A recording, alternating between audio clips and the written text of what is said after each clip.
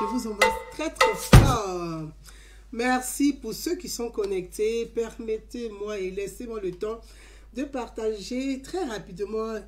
Kadi Jolie, Bakayoko, bonjour.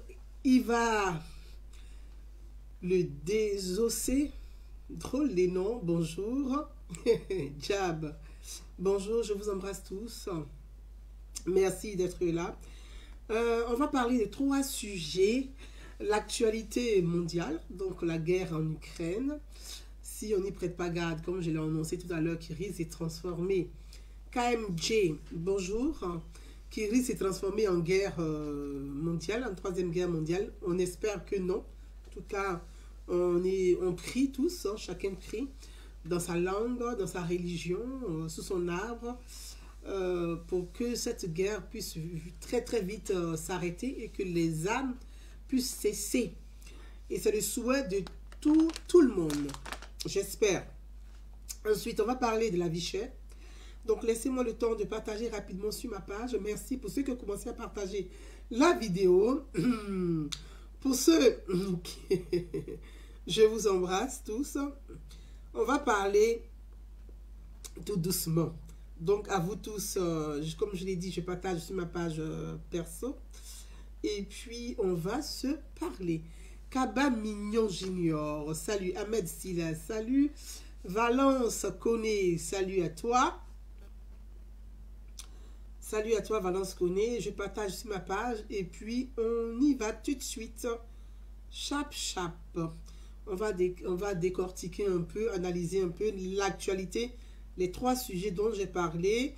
La vie chère, la guerre en Ukraine, le discours de Madame Simone Yves Gbagbo. Et j'aurais appris qu'il y a un personnage en Côte d'Ivoire dont je n'ai vraiment pas le nom, qui a fait un communiqué pour, dit-on, André Régnier, bonjour. Youssouf Osmaro, bonjour.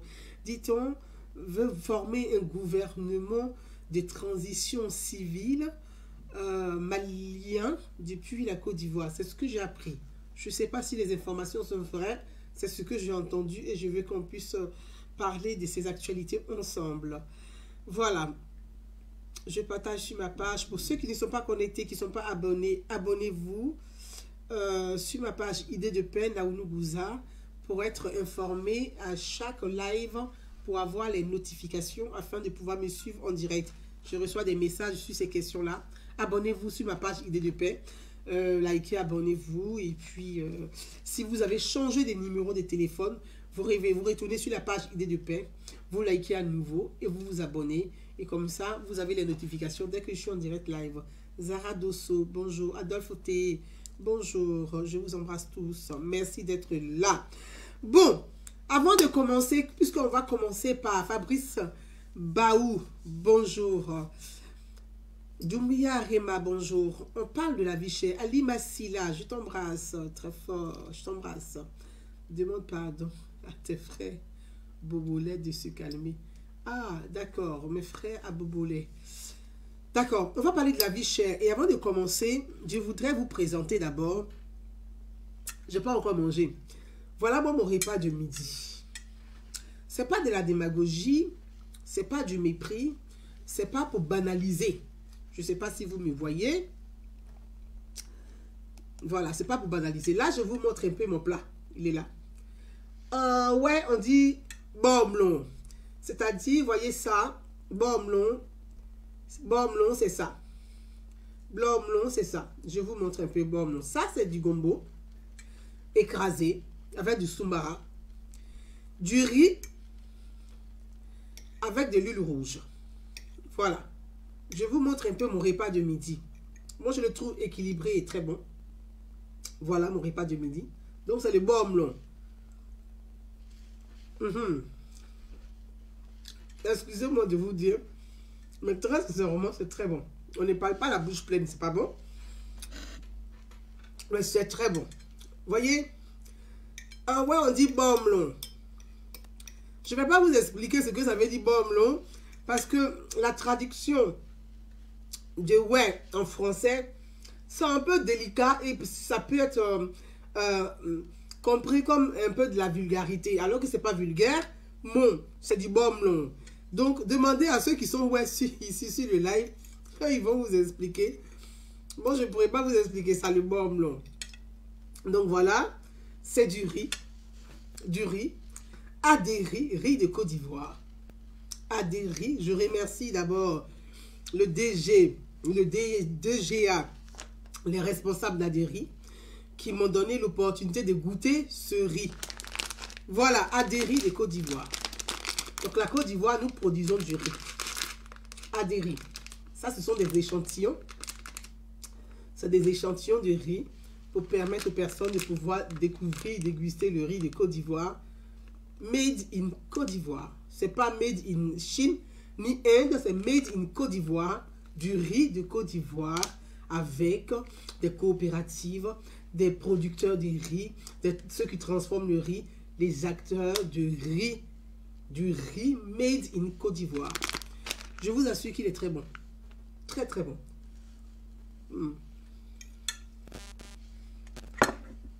Mes amis, attendez, hein. Ne soyez pas jaloux. J'ai mon Nyamakoudi. Mettez un peu d'eau. Mettez un peu d'eau dans vos Nyamakoudi. Oui, c'est parfait. Nyamakoudi. J'ai acheté Nyamakoudi brut de Côte d'Ivoire. Je l'ai fait moi-même à la maison. J'ai fait mon riz. Mon repas est parfait. Sorry. Donc, je vous disais que le riz là, il est bon. Désolé. Hein.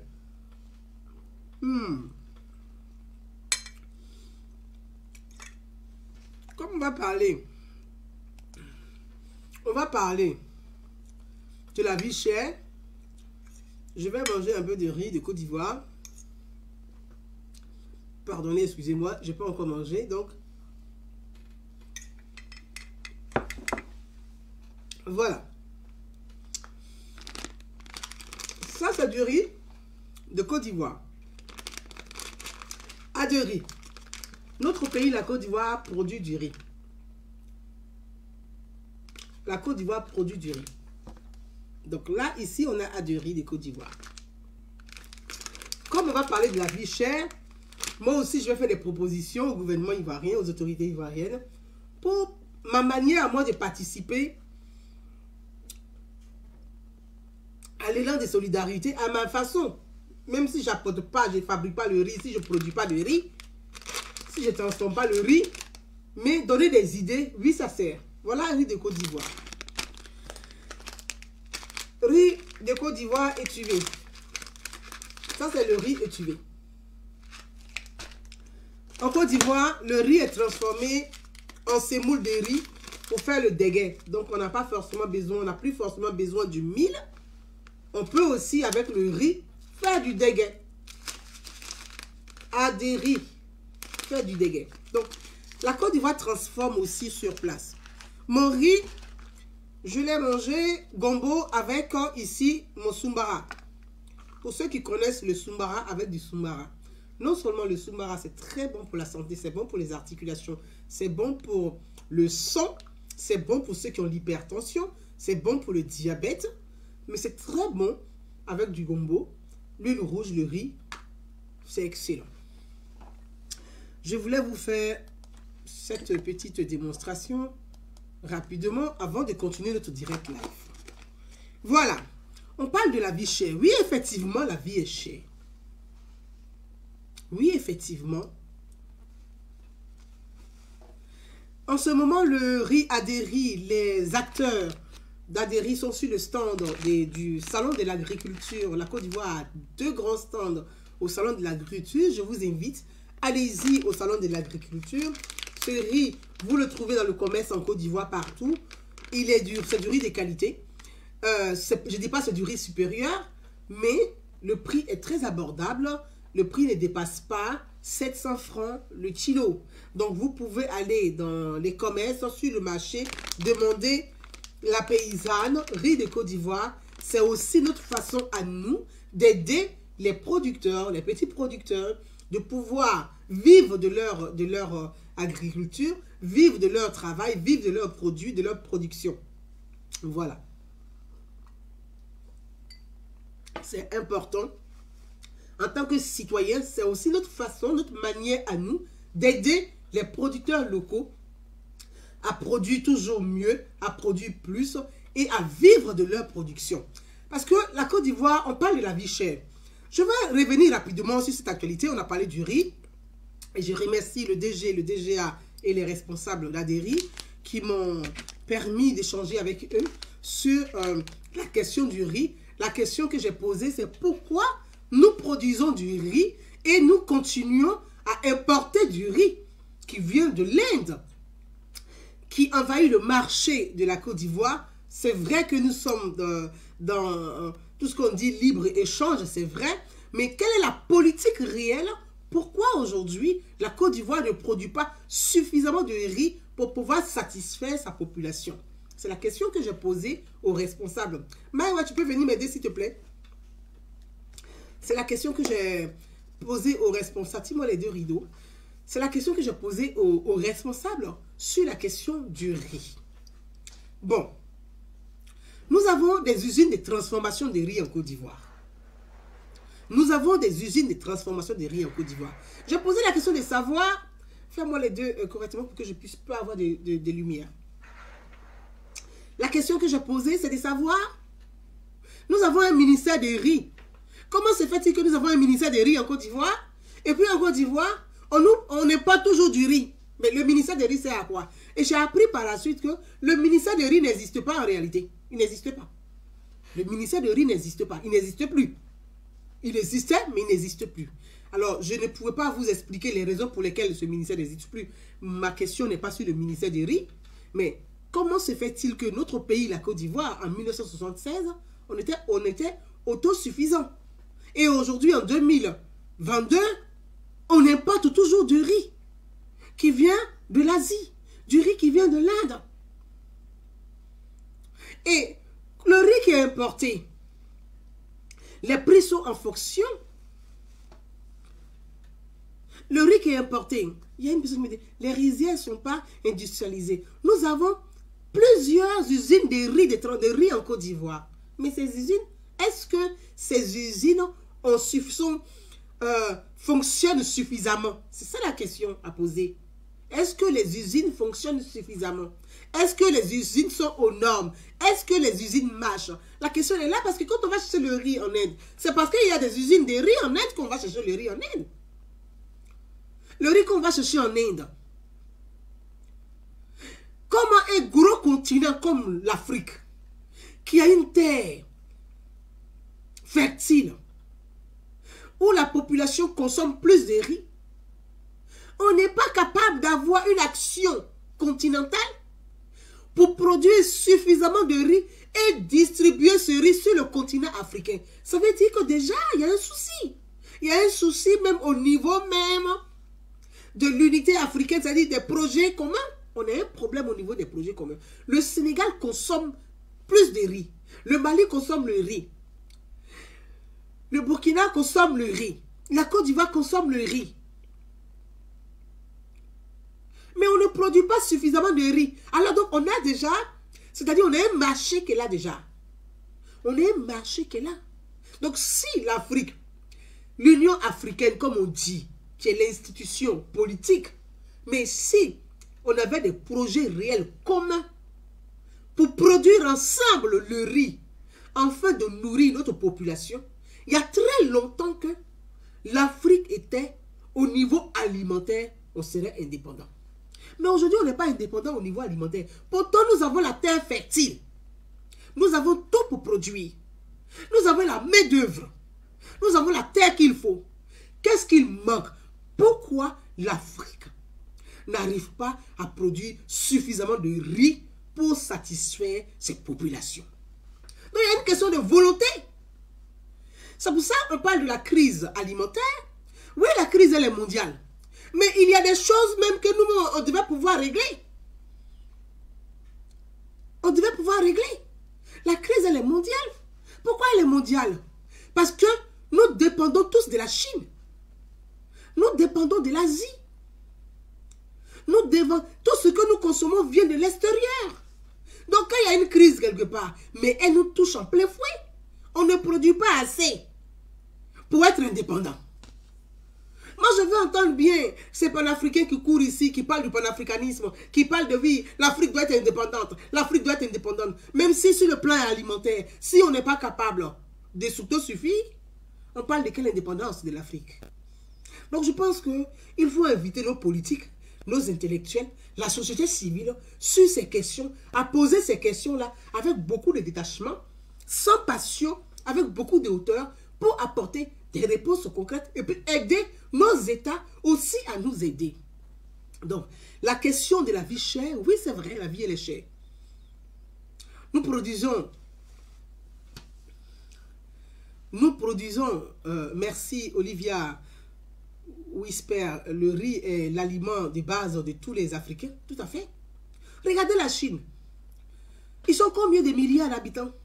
Déjà, s'ils produisent le riz, ils ont déjà les clients pour manger le riz. Donc, la Chine n'a pas besoin.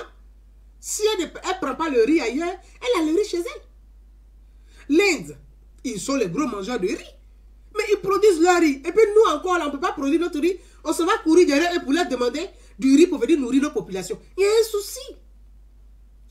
Donc il faudrait que les États africains puissent réfléchir. Et moi, je veux inviter les citoyens africains à se saisir de ces questions sans démagogie. À se saisir de ces questions sans démagogie. Sans démagogie. Sans politique politicienne. Sans politique politicienne. Chacun à son humble niveau doit participer à l'indépendance alimentaire du continent africain. Nous devons participer à l'indépendance alimentaire de nos populations. Ce n'est pas une question. Ce n'est pas une question de qui est au pouvoir. C'est pas moi qui suis au pouvoir. C'est celui qui est au pouvoir. C'est la faute de celui qui n'est pas au pouvoir. C'est la faute de celui qui est au pouvoir. Ce n'est pas une question. S'autosuffire là, ce n'est pas une question de qui est au pouvoir, qui n'est pas au pouvoir.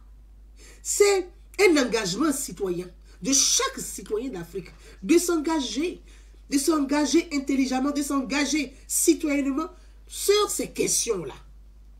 Sans faire appel aux armes, sans faire appel à des coups d'État, sans faire appel à déstabiliser les États, sans faire appel à l'insurrection. Non, la question alimentaire n'est pas une question d'insurrection. Regardez, en Ukraine. Est-ce que les gens ont le temps d'aller chercher leur sac de riz? Tout le monde a fui pour partir. Donc le problème alimentaire sur le continent africain, ce n'est pas une histoire de bagarre, mais c'est une histoire de réflexion. On doit réfléchir pour faire des réelles propositions. Toucher là où il faut toucher, interpeller là où il faut interpeller, apporter nos idées pour aider nos États à nous aider et à aider nos populations. On dit, lui, il a augmenté. Depuis longtemps, on m'écrit. Lui, il a augmenté. Quand je vais faire un post, on écrit en commentaire. Mais vous lui, il a augmenté, tu ne parles pas. La vie est chère, tu ne parles pas. Mais je sais, je suis consciente. Et je compatis à vos besoins, à votre souffrance. Parce que ne pas avoir un repas par jour, c'est déjà délicat. Quand on a des... ce qu'on appelle la classe moyenne n'arrive pas à faire un repas par jour, on peut imaginer la souffrance des classes pauvres. Et ce n'est pas une question de les gens ne travaillent pas. Ça, par contre, je ne veux pas entendre ce discours-là. Moi, ce discours me gêne, me dérange et m'agace. Les gens travaillent. Le SMIC, il est à combien? Le SMIC, il est à 60 000 francs, 70 000 francs CFA. Si le SMIC est à 60 000, 70 000 francs CFA, mais la vie, elle est chère, elle est chère. On ne va pas voler pour manger. Ce n'est pas une question où les gens ne travaillent pas. Les gens travaillent, mais la vie est devenue chère. Pardonnez, les loyers ont augmenté. Les loyers sont chers. Une personne qui gagne même 100 000 francs par mois, son épouse va travailler à côté pour pouvoir joindre les deux bouts. On va dire les deux vont gagner 150 000 francs par mois. Avec un seul enfant, ils ne peuvent pas vivre. Le loyer fait combien à Abidjan aujourd'hui? Je prends le cas de notre pays, la Côte d'Ivoire, que je connais à Abidjan. Un studio même est déjà à 40 000, 51 000 francs CFA. Donc pour prendre une chambre salon, vous êtes dans l'ordre de 70 000 francs, 80 000 francs CFA. Le salaire ne suit pas. Le salaire ne suit pas. Donc celui même qui travaille, il a des difficultés. Et c'est pour ça que je reviens toujours sur les réformes qui étaient la volonté du chef de l'État. Et quand on veut parler de ces questions-là, il ne faut pas les confondre avec la politique politicienne. On peut critiquer objectivement. On peut apporter des idées. On peut aider à gommer des inégalités. Et notre rôle en tant que citoyen, en tant qu'Ivoirien amoureux de notre pays, c'est d'aider nos autorités à mieux faire.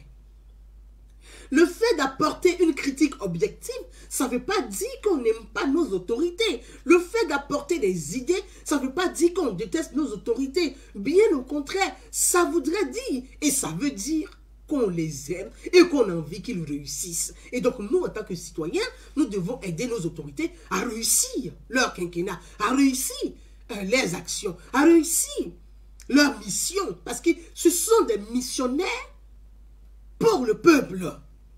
Ils sont en mission pour apporter un bien-être au peuple. Et c'est ça qu'il ne faut pas oublier dans le schéma. Il ne faut pas oublier que nos autorités sont au service du peuple et non le peuple à leur service. Donc, il ne faut pas faire la confusion. Il ne faut pas faire cette confusion. C'est vrai que l'amour est aveugle, mais il ne faut pas faire la confusion. Et je pense qu'il est important de le souligner. Que le président, le chef de l'État, est un grand économiste. Il est un grand économiste. Et il est question aujourd'hui de le coût de la vie chère, de l'inflation.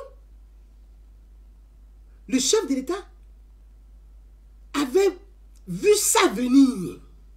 Il savait que d'ici 2022, les prévisions étaient là. Il avait les prévisions. Il savait que à telle époque, à telle année, nous allons avoir de l'inflation et ça risque de peser cher sur le panier de la ménagère. Pour ceux qui ont la mémoire, pour ceux qui n'ont pas perdu la mémoire, je dis que la répétition, elle est pédagogique. J'ai pris le prix des loyers qui ont augmenté à Abidjan, où aujourd'hui, les Ivoiriens, une réalité, ne peuvent pas se loger correctement. Même avec 100 000 francs par mois, ils ont des difficultés à trouver un logement parce que les prix ont augmenté, Abidjan est devenu très cher, les loyers ont flambé, il y a de la spéculation sur les loyers. Il y a de la spéculation sur les loyers, ce qui n'est pas normal. Même si la loi de marché dit on est libre, mais il faut, il faut réglementer les prix et bloquer les prix des loyers. Et que ça soit su par la population et même par les promoteurs et même par les agences immobilières. Pour que les gens sachent que non, on ne rigole pas avec la vie de nos concitoyens. Le chef de l'État, il a vu ses prévisions. Il savait très bien qu'on allait avoir, le monde entier allait faire face à ce défi alimentaire et qu'il risquerait d'avoir une crise alimentaire. Quand le président de la République a fait la réforme du logement social, qu'est-ce qu'il a dit? Il dit, il va rien toi. C'est pour ça qu'il a fait la réforme des logements sociaux. Et ça, je le dis toujours et je n'arrêterai pas de le dire. S'il le faut, le jour que je vois le président en face, il dit, monsieur le président, ils ont saboté votre réforme du logement social. Si les Ivoiriens se plaignent aujourd'hui, c'est parce que certains ont saboté vos réformes. Et ça, je le dirai au président de la République. Je pense qu'il est temps que le président sache un certain nombre de choses. Mais la réforme sociale, le logement social est devenu un logement de luxe. Comment on peut expliquer ça? Logement social pour les pauvres, c'est-à-dire pour les personnes, pour la classe moyenne, pour les personnes pauvres, pour permettre à chaque Ivoirien de pouvoir se loger. Et ça a été une réforme, ça a été un vœu, ça a été le souhait du chef de l'État. Aujourd'hui à Abidjan, est-ce que ces logements sociaux profitent aux Ivoiriens? Une question. Qui la pose cette question? Tiens, ça tombe bien, on a des élus, on a des parlementaires. C'est eux qui doivent se saisir de ces questions-là. Mais qui pose cette question-là? Qui en fait un débat? Les logements sociaux? Non. Les logements sociaux sont devenus des logements de luxe. C'est-à-dire, ça n'a pas servi à faire du social. Les logements sociaux sont devenus du business social. Est-ce que c'est sur la misère de population qu'on fait du business? est-ce que c'est sur la misère qu'on fait du business? Puisqu'on dit social. Social, c'est l'aide.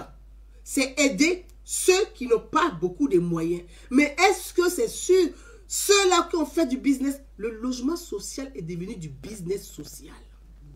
Un logement de luxe. Si tu n'as pas un certain standing, tu ne peux pas avoir accès. Finalement, le logement social n'a pas servi à faire du social.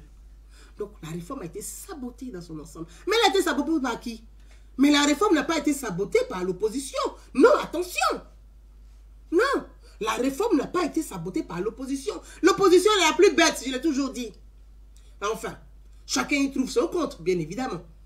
Mais on est quand même au sein de l'Assemblée nationale. On a des groupes parlementaires de l'opposition. On ne se pose pas la question aussi de savoir leur rôle c'est quoi?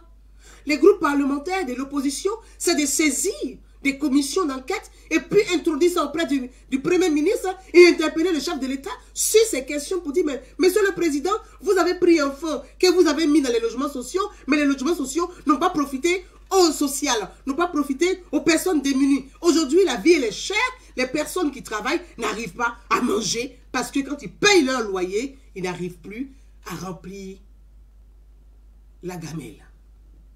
Et donc, il n'y a pas de grain de riz dans l'assiette. Mais l'opposition ne dit rien. Pourquoi l'opposition ne dit rien? Parce que c'est la chaîne alimentaire. C'est la chaîne alimentaire. Tu as mangé. Si tu dénonces, tu seras dénoncé. Donc personne ne peut parler. Personne ne peut parler. Le logement social est devenu un business social. On est dans un pays où les députés font du business, où les ministres font du business, où tout le monde fait du business, où les politiciens font du business. Le social a foutu le camp. Ils ont tourné le dos au social. Ah, qu'est-ce que vous voulez qu'on dise d'autre? C'est comme ça on peut résumer ça.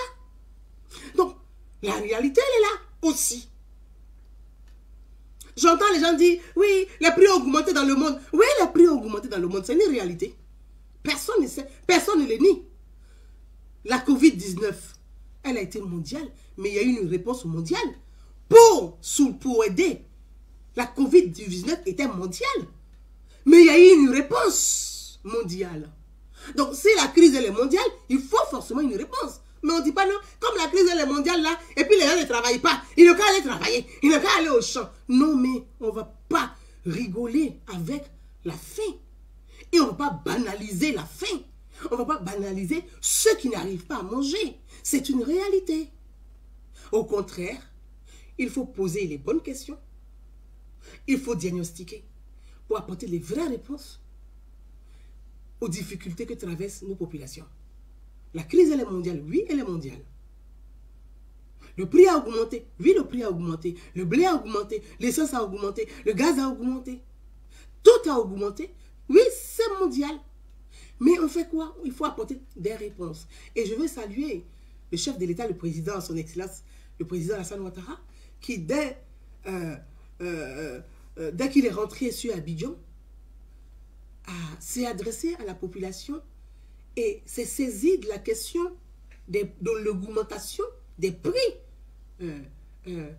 des aliments de première nécessité. Parce que même en cas de guerre, l'huile, le riz et le sucre, c'est gratuit. À plus forte raison, on n'est pas en guerre. Donc, je pense qu'on doit pouvoir soulager nos populations. C'est important de le souligner et c'est important de le dire.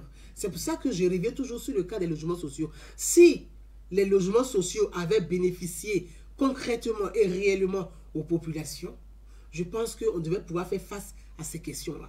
Je viens sur un deuxième plan. Une deuxième réforme. Donc, quand je vous ai dit, le chef de l'État, le président Alassane Ouattara, est un homme prévisionnaire.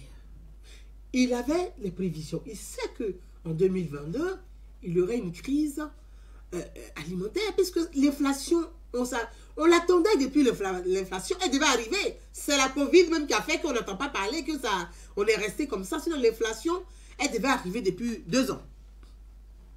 Bon. Les prix quand même ont augmenté depuis 2011. Les prix ont augmenté plus de 11 fois. Ça, je mets ça de côté. Qu'est-ce qu'a dit le chef de l'État, le président? Quelle est sa politique? Le président a dit, les Ivoiriens doivent entreprendre. reviens à l'autosuffisance alimentaire. L'entrepreneuriat des jeunes. L'entrepreneuriat des jeunes. La formation professionnelle. Mais c'est de l'argent qui a été décaissé. C'est des fonds qui ont été alloués. Le président a mis plus de 3000 milliards sur la table. Pour dire, allez-y aider les jeunes dans les régions, la formation professionnelle. Allez-y entreprendre.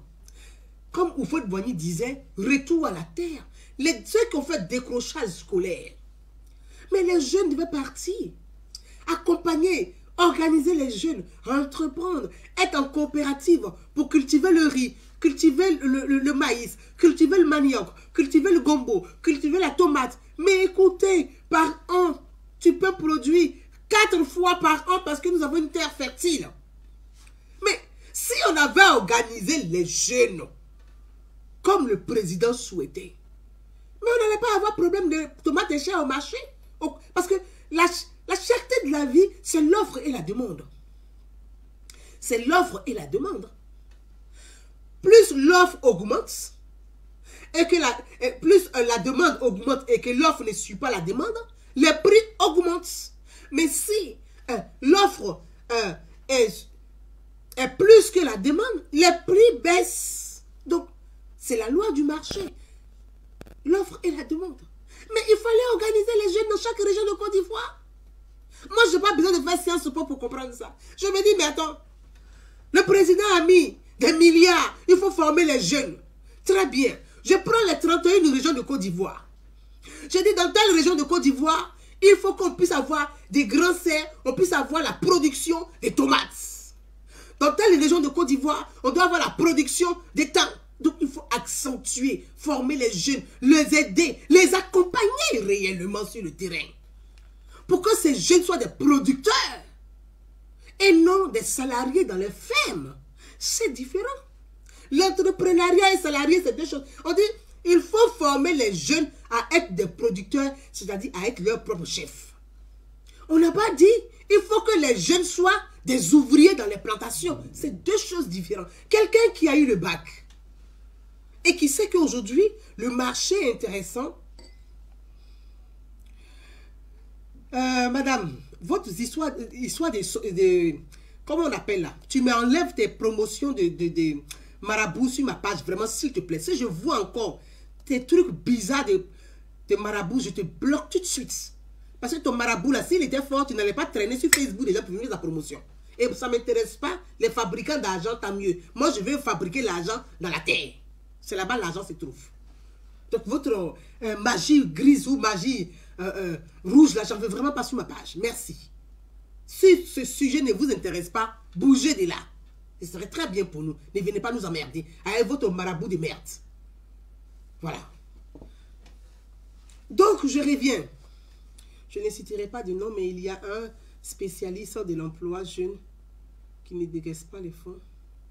Il demande des projets fictifs à la dernière minute pour justifier qu'il a utilisé le budget. Merde. Ah bon? Ok, d'accord. Olivia Whisper. Bon. Ok. Continuons. Donc, la difficulté, elle est aussi à ce niveau-là. La difficulté à ce niveau-là. Et puis, on est assis là, on est là. Oui, non, non, faut pas avoir dit ça. Ne parlez pas de ça. Le président travaille. Non, mais ne mettez pas les gens dans un brouillard pour les empêcher de poser les vraies questions. Pour les empêcher de poser les vrais débats. Les débats de fond sont là. Je pense qu'il faut les poser. Il ne faut pas saboter les réformes. Il ne faut pas saboter le travail. Parce que plus vous sabotez le travail, plus vous dénigrez et vous détruisez l'image du chef de l'État. Il ne faut pas saboter ça. Aujourd'hui, on est à ce niveau. Qui peut me sortir les statistiques aujourd'hui de la formation professionnelle? Ils sont où? En fait, personne ne sort les statistiques. Tu as l'impression que c'est tabou, il ne faut pas en parler. Mais s'il faut en parler, les jeunes devaient être des éleveurs. Aujourd'hui, la viande est chère. Oui, la viande elle est chère. C'est normal qu'elle soit chère, la viande. La viande est chère parce que la crise au Niger, au Tchad, la crise au Tchad, dans le Sahel, au Mali, a fait qu'il y a de la spéculation. Vous savez qu'il y a des guerres, il y a de la spéculation, c'est difficile, puisque la viande que nous mangeons, elle vient d'ailleurs. On ne produit pas suffisamment de viande sur le territoire ivoirien pour satisfaire toute la population. Donc, on va exporter de la viande. Mais puisqu'on exporte de la viande, et que là où on exporte de la viande, là, il y a eu coup d'assassinat, on a assassiné le président là-bas. Les terroristes ont pris le Sahel. Et ils bloquent tout sur la route et ils font de la spéculation.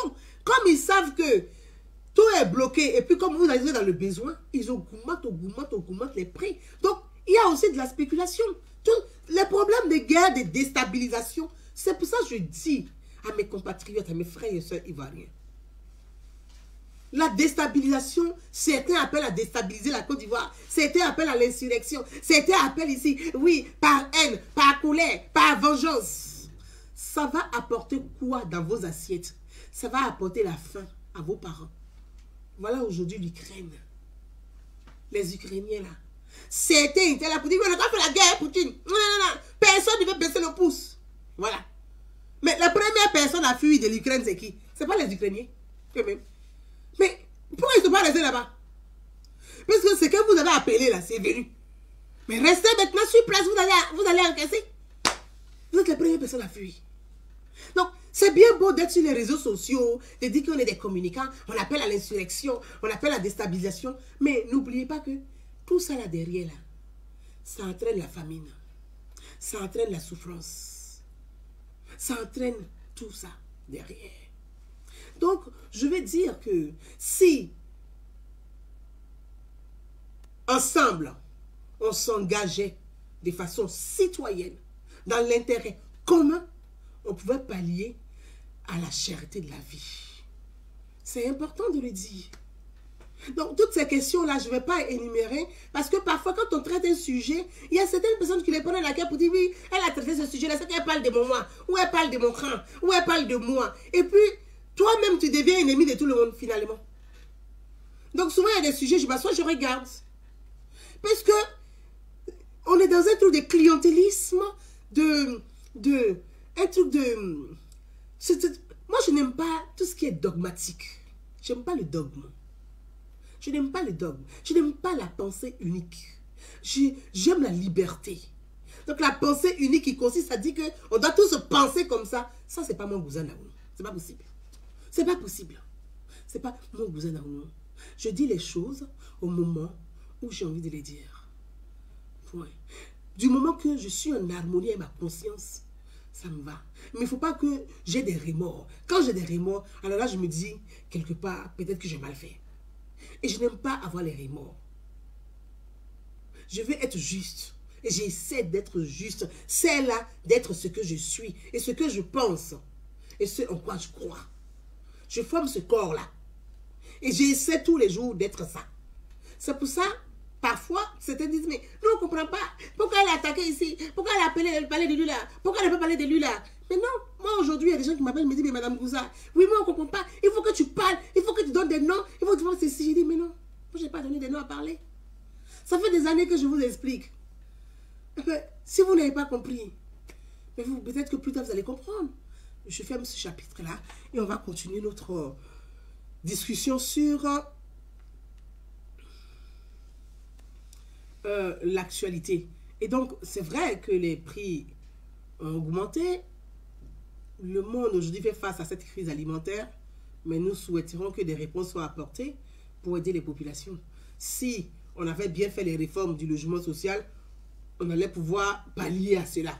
Si on avait aidé la majorité on avait réussi hein, vraiment cette réforme de formation professionnelle et d'emploi hein, dans les régions de Côte d'Ivoire, on allait essayer de pallier à cela.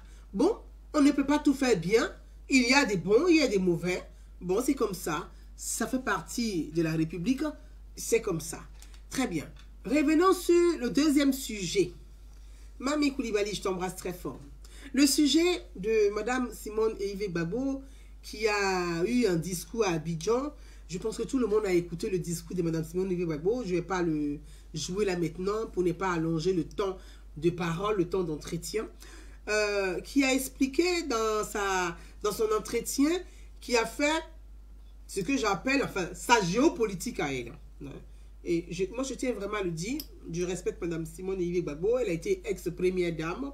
Elle est dans un rôle d'une opposante au pouvoir en place. Donc, l'opposition, de toute façon, l'opposition n'est pas là pour caresser le pouvoir dans le sens du poil. Hein. Ça, il faut vraiment qu'on le sache. Ce n'est pas des bisounours, l'opposition. Sinon, on n'allait pas dire l'opposition. Une opposition, c'est s'opposer au pouvoir en place. Mais en même temps, il faut savoir s'opposer. Il faut s'opposer dans les propositions. Il faut s'opposer dans la critique objective. Il faut s'opposer de façon intelligente. Il ne faut pas être une opposition pour être une opposition. Donc, que Mme Simone Gbagbo joue son rôle d'opposante politique au pouvoir en place, c'est son rôle, c'est son droit, et je ne vais pas lui retirer ce droit, étant donné que dans la Côte d'Ivoire, excusez-moi, moi j'ai reçu beaucoup d'appels, beaucoup de vidéos sur cette actualité de Mme Simone Olivier Gbagbo, mais je dis une seule chose, Mme Simone Olivier Gbagbo est une opposante en Côte d'Ivoire, au pouvoir ivoirien, au pouvoir Ouattara. Bon, le pouvoir remplit son cahier des charges vis-à-vis de Mme Simone Olivier Gbagbo, puisque en tant qu'opposants, ils ont leur budget d'opposants, ils ont les moyens d'opposants, ils ont l'accompagnement d'opposants, ils ont la protection d'opposants. Moi, Gouza Naounou, une pauvre petite femme comme je suis, je ne suis pas opposante, je ne suis pas ministre, je ne suis pas députée, je ne suis pas sénatrice, je ne suis rien. Je suis ici sur Facebook avec mes followers, mes princes et princesses. Je n'ai qu'à venir charger par là des gens là comme ça. Mais au fait, ça me rapporte quoi même finalement au fait? Parce que, au fait, ou bien de jouer la dinde, je suis la dinde quoi, des services. Je ne vais pas être la dinde des services. On donne les moyens à des gens pour être des opposants. Mais ils jouent leur rôle. Ou bien, Mme Simone Gbagbo joue son rôle d'opposante. Sur ce fait, je n'ai rien à dire dans ce qu'elle a dit. Même si l'histoire du Mali, elle s'approprie l'histoire du Mali de façon personnelle. C'est-à-dire que le problème au Mali, elle attribue ça à son cas personnel et son mari, Laurent Gbagbo. Bon. On dit que chacun tire la couverture sur lui. Donc, elle tire la couverture sur elle. Mais ça, c'est son choix. Même si, dans ce qu'elle a dit, il peut avoir, je peux même apporter, je ne dirais pas une critique, mais rappeler à l'ex-première dame, Simone Olivier Gbagbo, qu'elle s'est trompée.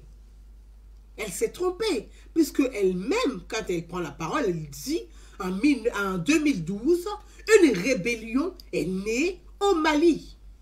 Une rébellion islamiste. C'est comme ça qu'elle a nommé la rébellion. Elle dit, une rébellion islamiste est née au Mali. Et que c'est la continuité de cette rébellion qui a formé la junte militaire. Donc, Madame Simone Olivier Gbagbo se dit et elle se dédie. Mais c'est une opposante. Elle tire, elle instrumentalise l'actualité pour tirer la couverture sur elle. Elle est dans son rôle d'opposante. Elle est dans son rôle d'opposante. Parce que une rébellion qui est née en 2012, une rébellion islamiste qui est née en 2012, qui s'est transformée en junte militaire, à laquelle elle, Mme Simone Olivier Gbagbo, apporte son soutien, c'est un paradoxe. Il y a quelque chose qui ne va pas. Je ne sais pas si... Moi, j'ai écouté, je me suis dit, bouh là là, il y a quelque chose qui ne va pas. Toi et ton époux, c'est la rébellion de Soro Guillaume qui vous a mené la vie dure pendant 10 années de pouvoir.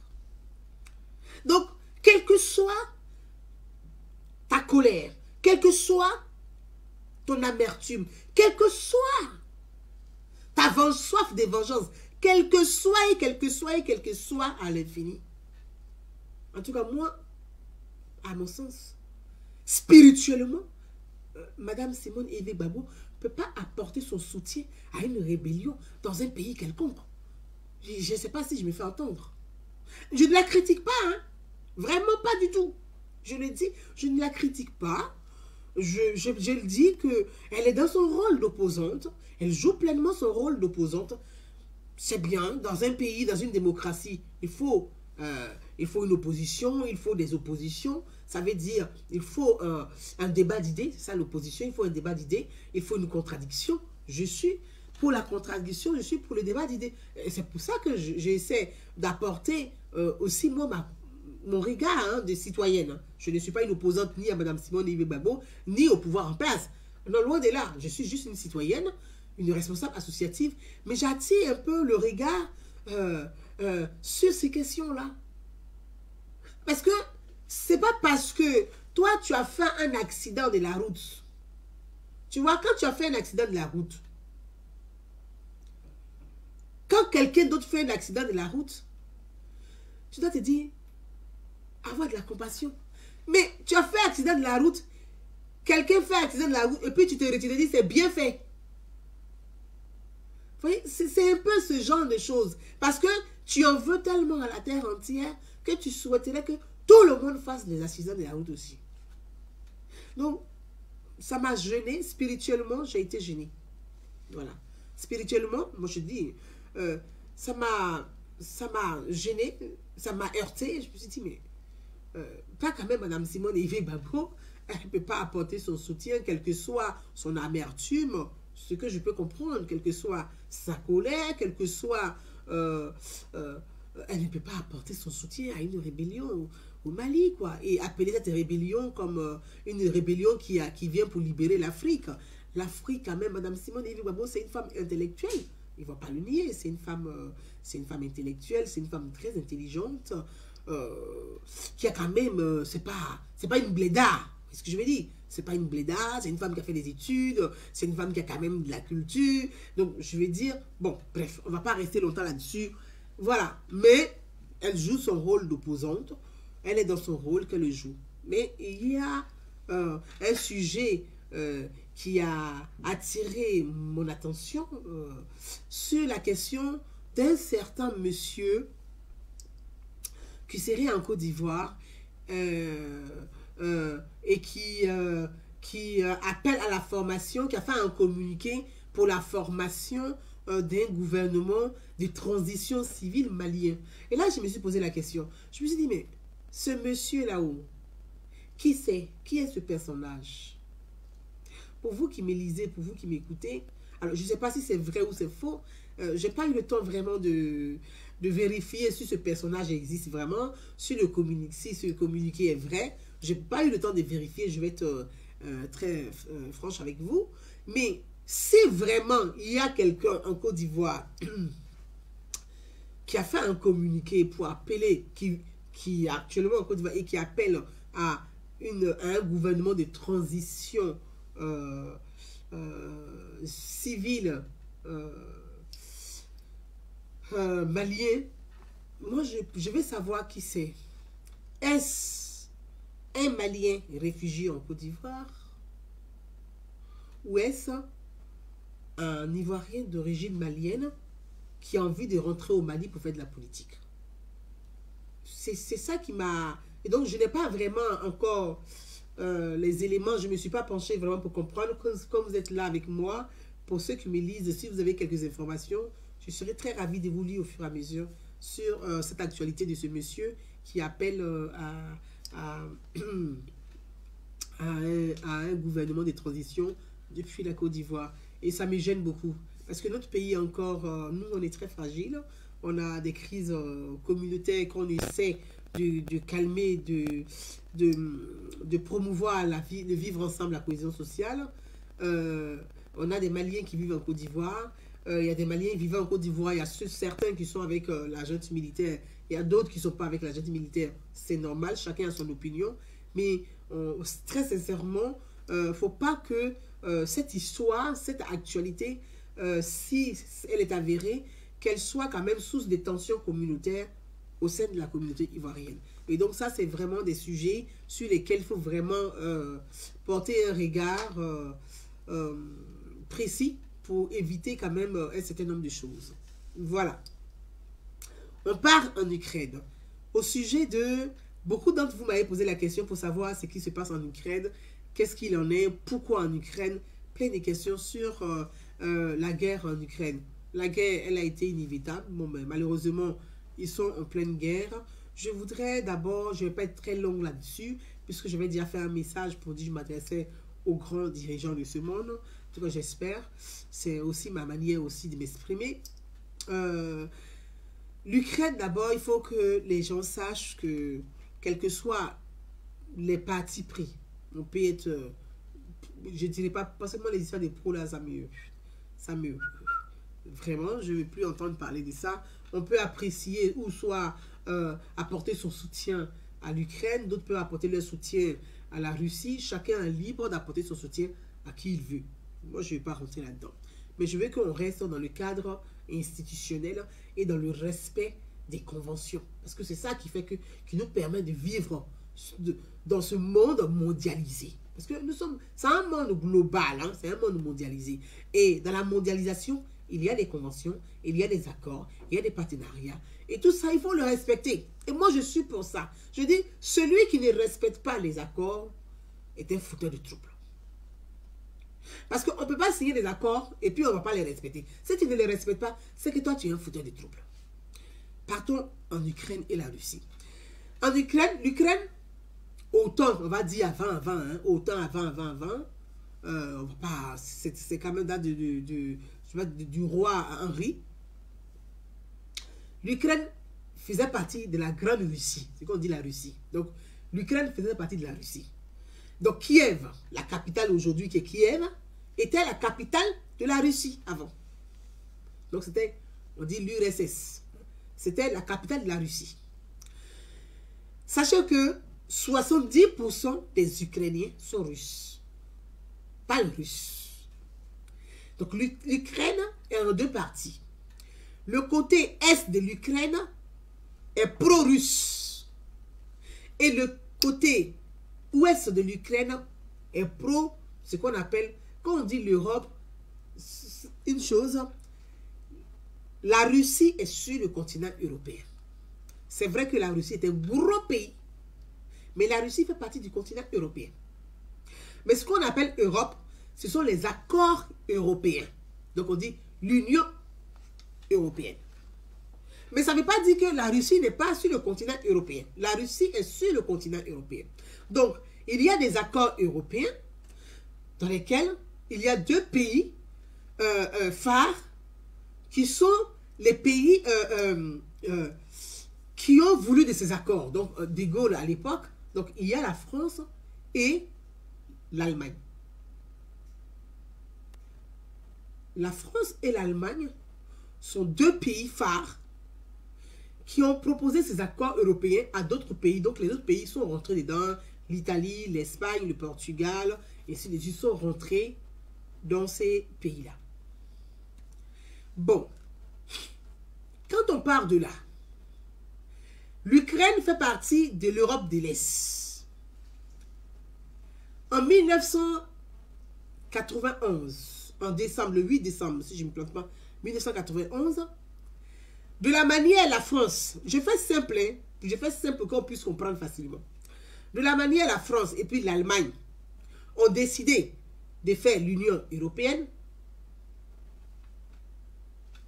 Un instant, excusez-moi.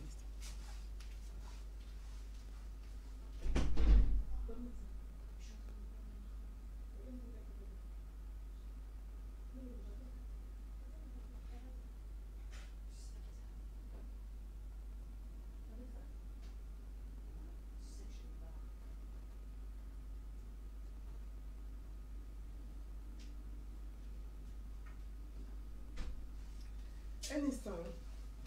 Voilà, je suis là. Désolé, I'm sorry. Désolé, les amis, je suis là. Je suis là, hein. Je vais boire un peu mon Yamakuji. Mon Yamakuji, désolé, je suis là.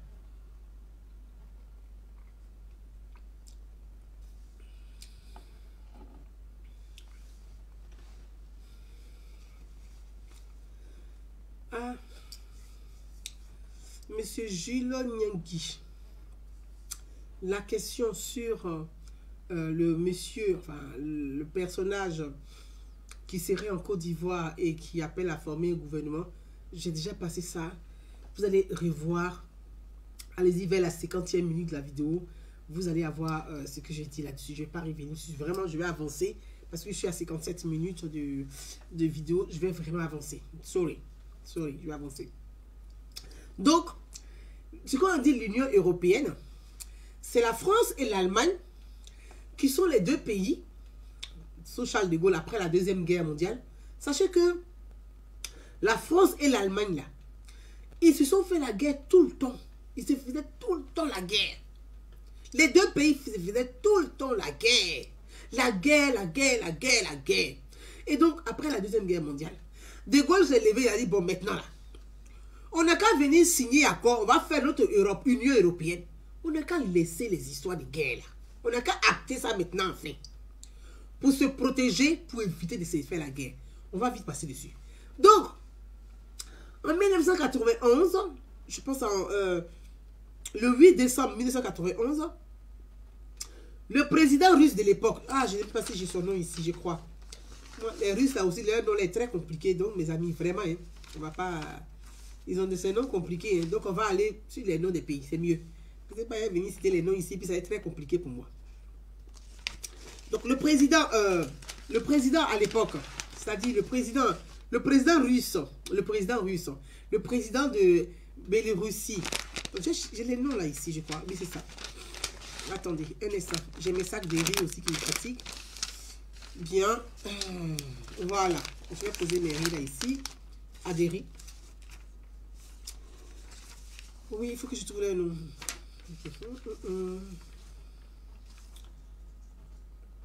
Bon, la Biélorussie. Le président russe, on va aller là-bas, on y va. Le président russe et le président de la Biélorussie et le président de l'Ukraine à l'époque, les trois ont signé ce qu'on appelle les accords de Minsk. Ils ont signé ces accords-là. Après la Deuxième Guerre mondiale, quand l'URSS a explosé, chaque État est indépendant. Chaque État est indépendant. Donc ils se sont dit, la France et puis l'Allemagne là, et ils ont fait leur union. Ils sont indépendants, mais ils ont fait leur union. Nous aussi, la Russie, la République soviétique, la Russie soviétique de l'Ukraine, de Biélorussie,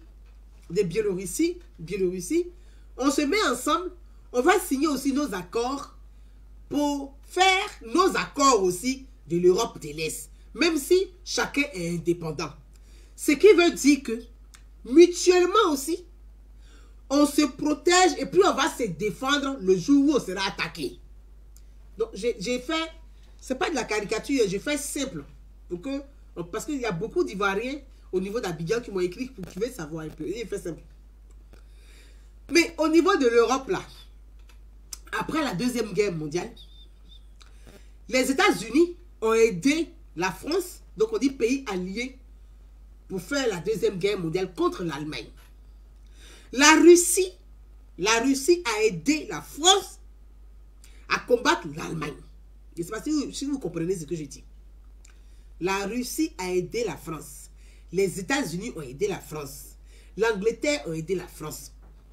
Vous avez compris? Pour combattre l'Allemagne. Donc, ce sont des pays alliés. Mais sur le continent européen, où se trouve la France, l'Allemagne et puis la Russie, les États-Unis, après la Deuxième Guerre mondiale, ils ont fait leur accord qu'on appelle le plan Marshall. Pour dire, comme votre pays est détruit après la guerre, on va vous aider à reconstruire votre pays. Donc, le plan Marshall, c'est d'aider la France à reconstruire le pays. Mais quand on vous aide là, c'est pas gratuit. Vous allez rembourser le crédit d'aidement. Donc, la France se retrouve à se reconstruire effectivement son pays. Donc, le plan Marshall est mis en route. Aujourd'hui, là, pour faire simple, la France veut où? La France ne veut pas où? Elle doit s'aligner sur ce que les États-Unis ont dit. Parce qu'ils ont signé le plan Marshall pour eux. Ça là, c'est trop lourd, c'est lourd. Moi, ce débat-là est trop lourd. Donc, vous me posez les questions. C'est trop compliqué. Il va y avoir problème ici où je suis assise là.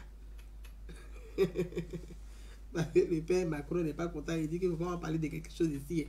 Il va y avoir un problème ici.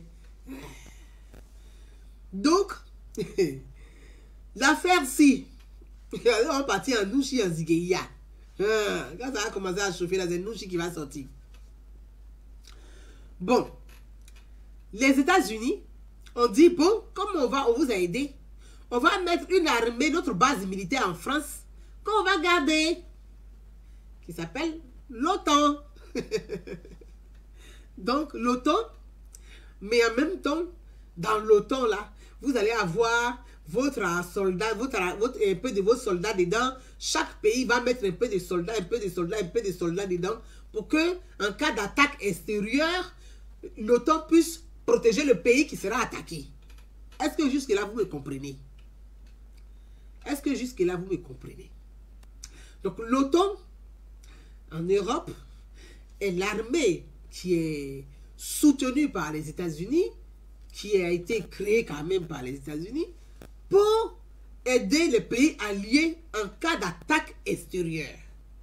Quand un pays membre de l'OTAN est attaqué, est en difficulté, on va se voter, on va donner l'accord, et puis l'OTAN va aider ce pays-là à se défendre. Maintenant, l'OTAN, là, Charles de Gaulle, à l'époque, a dit, il n'a qu'à quitter la France. Parce que les Américains, quand ils viennent quelque part, ils ne quittent pas, et puis il y a toujours problème. Donc lui, il ne veut plus les voir ici. Maintenant, les États-Unis disent, non, tu veux qu'on s'en aille. De Gaulle dit, partez. Bon, ils ne sont pas partis. Ils sont allés négocier avec l'Allemagne. Ils sont restés à Francfort. Ils sont allés s'asseoir à Francfort. Bref, ça, l'affaire est trop compliquée, je ne vais pas rentrer dedans. Affaire est trop... Il ne faut pas mettre, par contre, vraiment, il ne faut pas mettre les publicités concernant l'Ukraine là sur ma page. Hein. Parce qu'après, Facebook dit que c'est nous, on fait la propagande. Facebook dit qu'on fait la propagande parce que la France a dit que non, au niveau de l'Europe, là, il ne faut pas faire... voilà, bref. Donc, vraiment, je ne peux pas partager leurs images sur ma page. Donc, dans cette affaire-là, comment c'est lourd dans ma bouche? C'est lourd, hein? Pour sortir, il doit réfléchir cette fois. Il y a un problème ici. Hein? Ça, là, c'est une affaire compliquée. C'est ça compliqué. Et donc, il se trouve que l'OTAN maintenant, là, qui devait rester tranquille, l'OTAN commence à avoir des bases dans les pays européens. L'OTAN est parti. Ils sont allés voir d'autres pays européens pour dire, oui, rentrez dans l'Union européenne. Rentrez dans l'Union européenne, on va vous aider. Rentrez dans l'Union européenne. Déjà même que l'Union européenne, vous n'arrivez pas à vous aider dedans. Vos populations souffrent. Vous partez chercher encore d'autres encore même là, qui sont encore plus pauvres que les pays africains. Vous les mettez dedans. Bref. Aujourd'hui, l'OTAN a installé des bases un peu partout en Europe et en Europe de l'Est.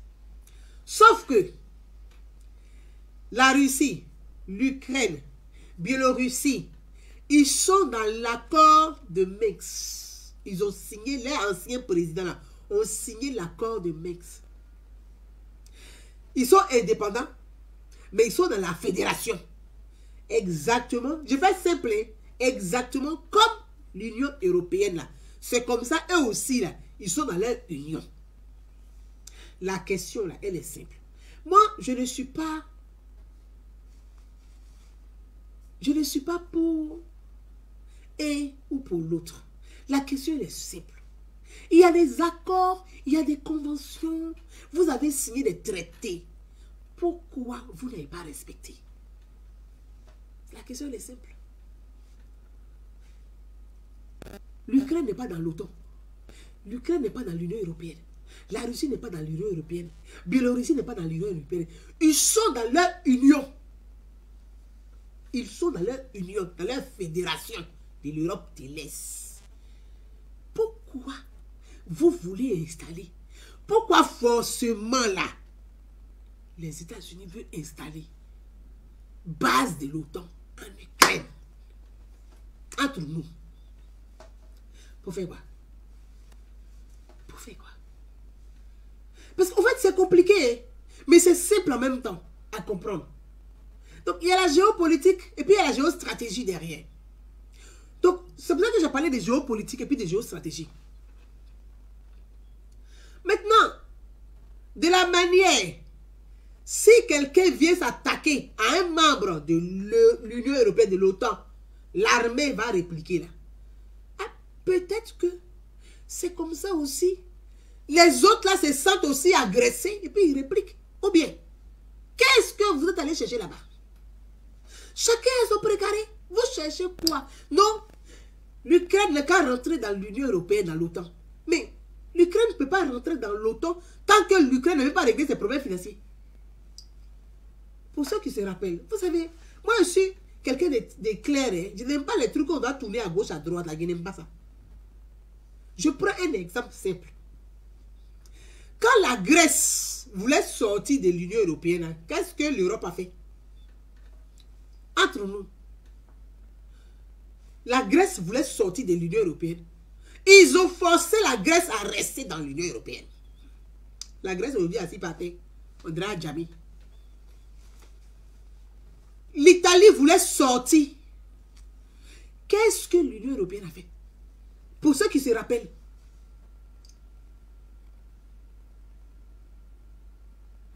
Qu'est-ce que l'Europe a fait? Pour ceux qui se rappellent. Qu'est-ce que l'Europe a fait? En Italie, là. Même en Espagne.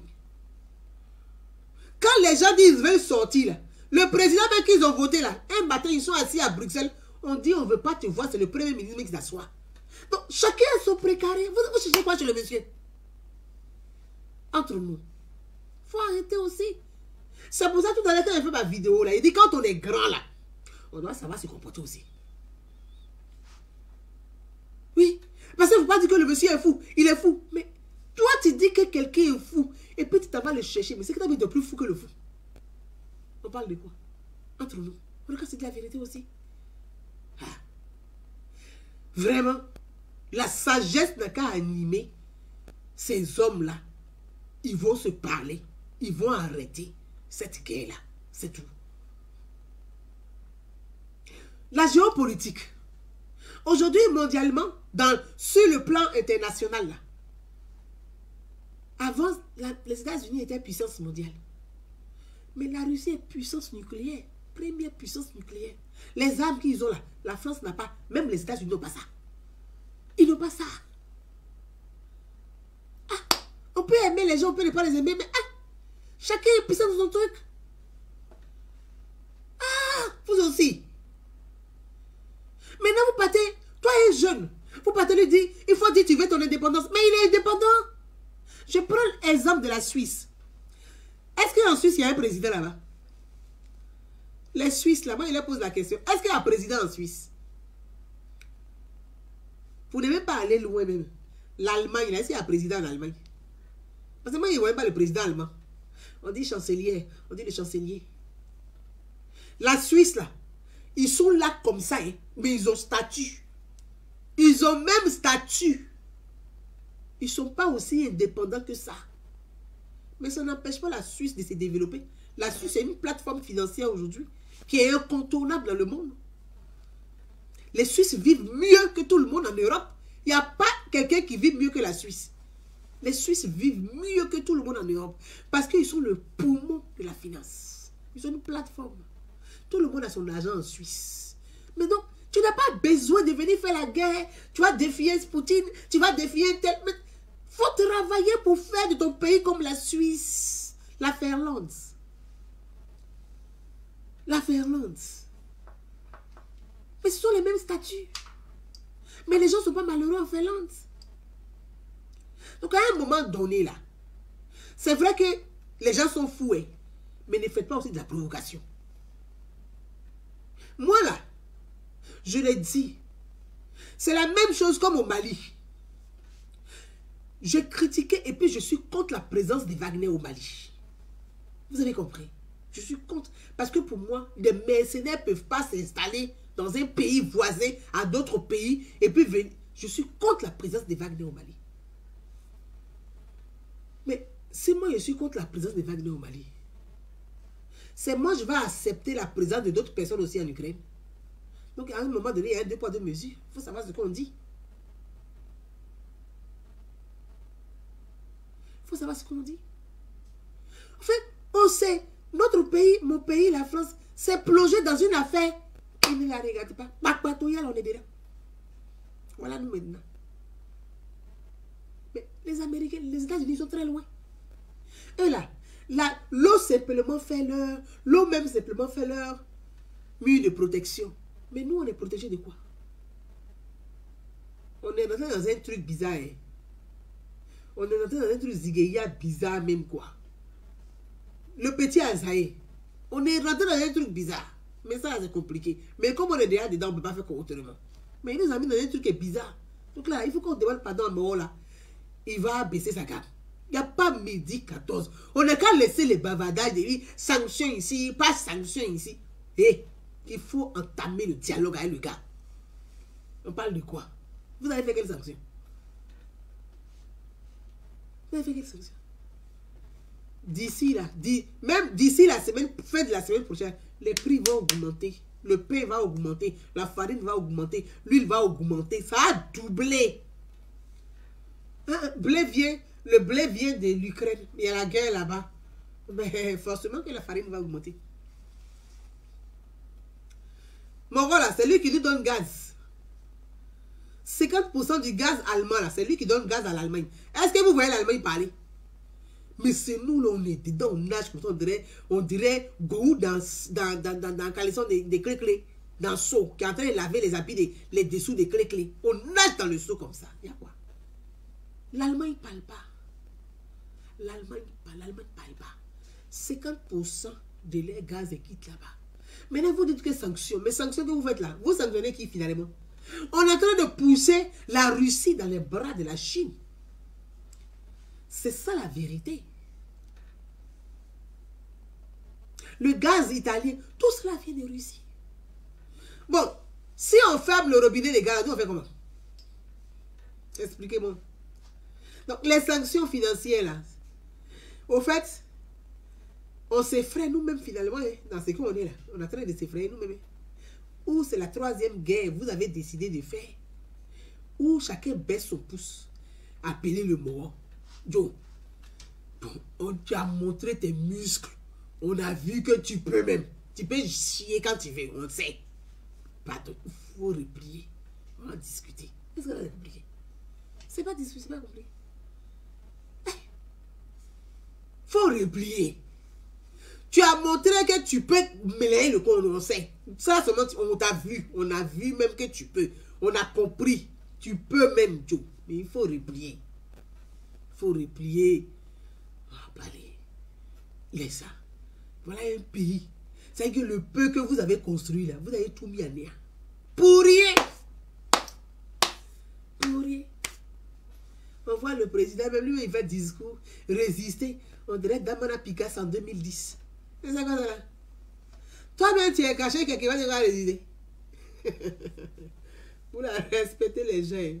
Vous avez mis les gens dans de la merde. Donc, mes frères et sœurs, pour vous expliquer un peu la situation, elle est là.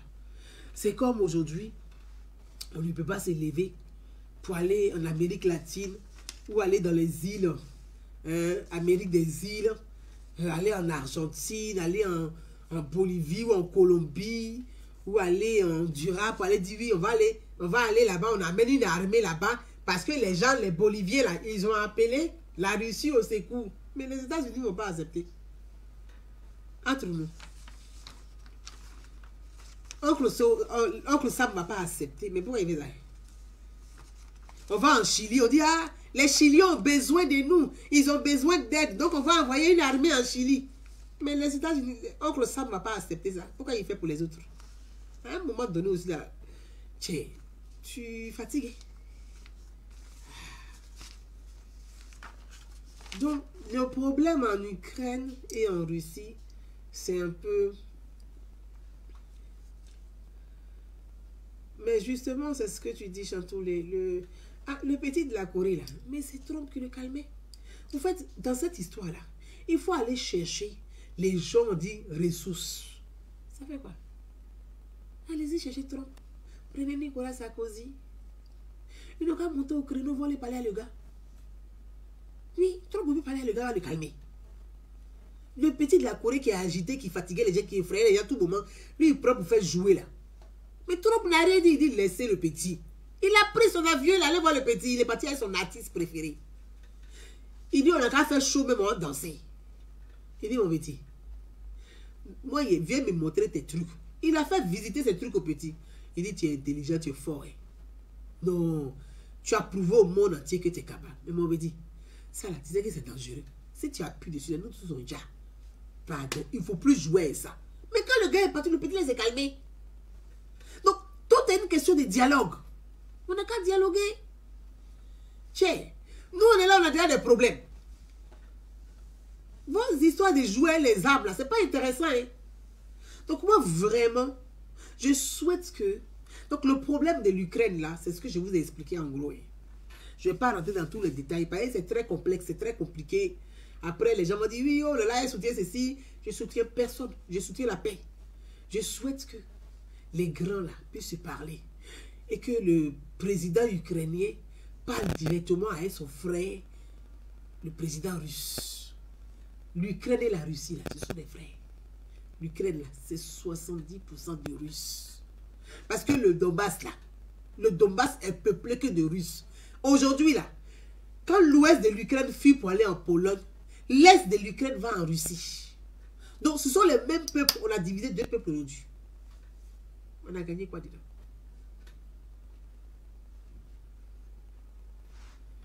Donc, à vous tous, mes frères et sœurs, prions que la sagesse anime ces... Ils disent que c'est eux qui sont grands. Nous, en tout cas, on prie pour que la sagesse les anime et que chacun puisse mettre un peu d'eau dans son yamakuji. Que chacun mette un peu d'eau dans son yamakuji. Le gingembre en Afrique. Donc, vraiment, Aïe Sabari, que chacun mette un peu d'eau dans son yamakuji. Voilà. Prions pour que chacun mette un peu d'eau dans son yamakuji. Le yamakuji, c'est le gingembre en Afrique de l'Ouest. Mettez un peu d'eau dedans. Ça va baisser les tensions et qu'on va aller dans le dialogue. Que la paix dans le monde. Voilà.